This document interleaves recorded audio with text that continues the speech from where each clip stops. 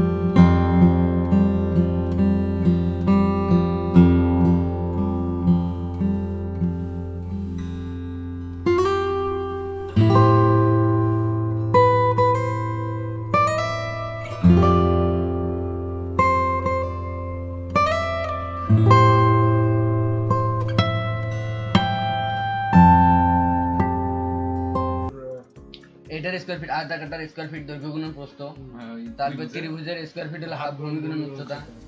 দেওয়ার পরে এটা যে স্কয়ার ফিট আসবে, এটা যে স্কয়ার ফিট আসবে, দুটো যোগ দিয়ে টোটাল যে কত স্কয়ার ফিট হলো ওইটা 435.6 দিয়ে ভাগ দিলে ইয়াতে আসবে।